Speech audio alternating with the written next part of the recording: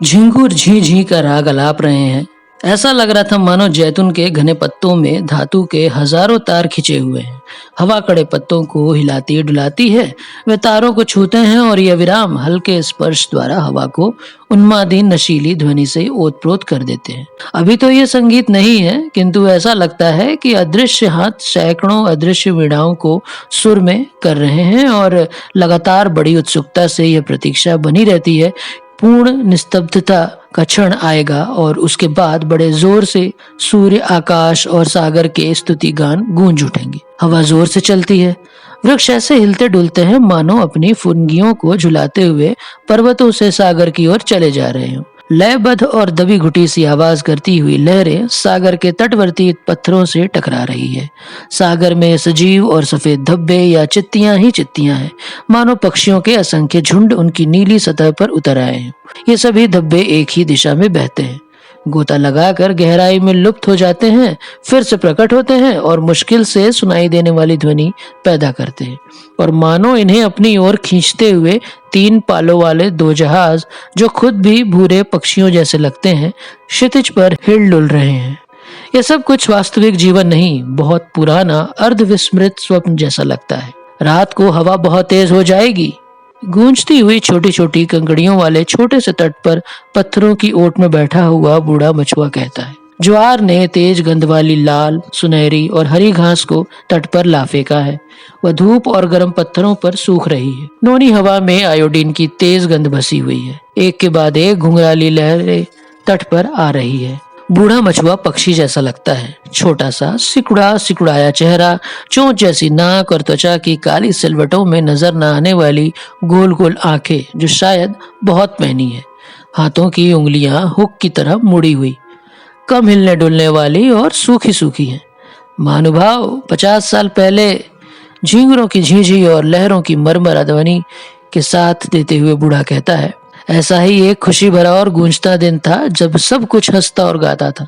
मेरे पिताजी की आयु उस समय 40 की थी और मैं था 16 साल का। मैं किसी के प्रेम पाश में कसा हुआ था, जैसा कि 16 साल की उम्र और गर्म जलवायु के देश में होना ही चाहिए। ग्विदो, आओ पित्सोनी मछली पकड़ने चले, मेरे पिताजी ने एक दिन कहा। महानुभाव, पित्सोनी गुलाबी सुफनों वाली एक बहुत ही पतली और मजेदार मछली होती है। इसे मूंगा मछली भी कहते हैं, क्योंकि यह बहुत गहरे पानी में, जहाँ मूंगे होते हैं, मिलती है। इसे एक जगह पर लंगर डालकर भारी कांटे में फांसा जाता है। बड़ी खूबसूरत होती है ये मछली, और हम खूब मछलियां पकड़ पाने के सिवा अन्य किसी भी चीज की आशा न करते हुए चल दिए।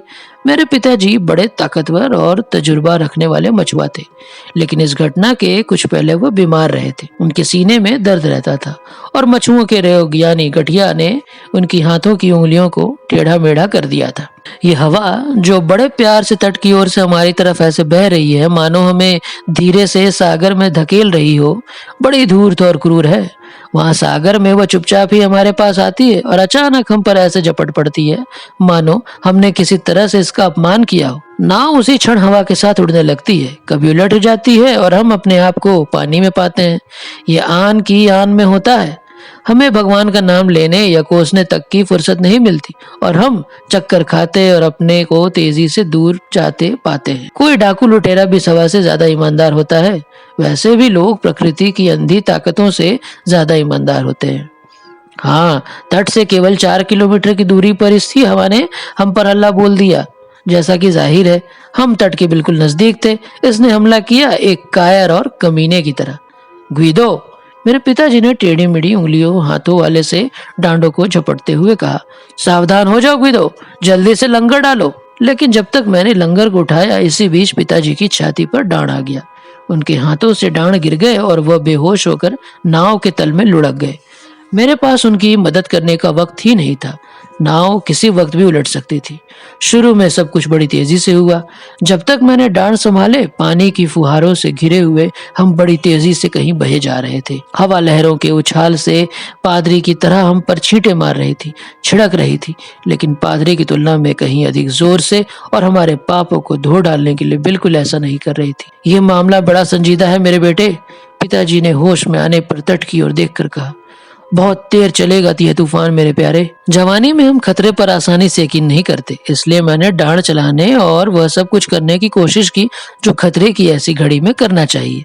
जब यह हवा जालिम शैतानों की सांस मेहरबानी करती हुई हमारे लिए हजारों कब्रें खोद रही हो और मुफ्त में ही हमारे मरसिए पढ़ रही हो। गुइदो, चैन से बैठ जाओ, पिताजी ने व्यंग पूर्वक मुस्कुराकर और सिर से पानी झटकते हुए कहा। समुद्र को दिया सलाई से कुरिदने में भी कोई तुक नहीं है। अपनी शक्ति को सहेजो, अन्यथा तुम्हें घर लौटने की आशा छोड़नी पड़ेगी। हमारी छोटी सी नाव को हरी लहरें वैसे ही उछाल रही थी जैसे बच्चे गेंद को। वे नाव के सिरों पर चढ़ जाती, सिरों के ऊपर पहुंच जाती, चिंगाड़ती, दहाड़ती, झकझोरती। हम कभी गहरे गड्ढे में गिर जाते तो कभी लहरों के सफेद शिखरों पर ऊपर उठ जाते। तट हमसे अधिकाधिक दूर भागता जाता था और हमारी नाव की तरह ही नाचता सा प्रतीत होता था। तब पिताजी मुझसे बोले, तुम तो शायद तट पर लौट जाओ, लेकिन मैं ऐसा नहीं कर पाऊंगा। मछलियों और मछुए के काम के बारे में मैं इस वक्त तुमसे जो कुछ कहूंगा तुम उसे ध्यान से सुनना। और वो मुझे तरह तरह की मछलियों की आदतों के बारे में, उन्हें कब और कहाँ ज्यादा अच्छी तरह से पकड़ा जा सकता है, जो कुछ जानते थे वो सब बताने लगे। पिताजी, शायद ये ज्यादा अच्छा होगा कि हम भगवान का नाम लें। ये समझ लेने पर कि हमारी हालत बहुत बुरी है, मैंने सुझाव दिया।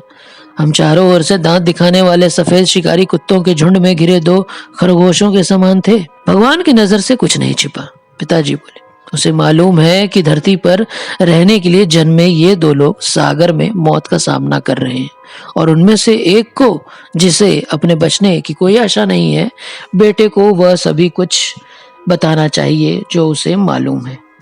धरती और लोगों को इस काम की जरूरत है। भगवान ये समझता है, और काम के बारे में वो जो कुछ जानते थे सब बताने के बाद यह समझाने लगे कि लोगों के साथ किस तरह जीना चाहिए। ये भी कोई शिक्षा देने का वक्त है? मैंने पूछा। धरती पर तो आपने कभी ऐसा नहीं किया। धरती पर मैंने मृत्यु को कभी अपने इतने अधिक निकट अनुभव नहीं किया था। हवा दरिंदे की तरह चीख चिल्ला रही थी, लहरें उछल कूद रही थी। उनकी बात मुझे सुनाई दे जाए इसके लिए पिताजी को चिल्लाना पड़ रहा था, और वह चिल्लाते थे।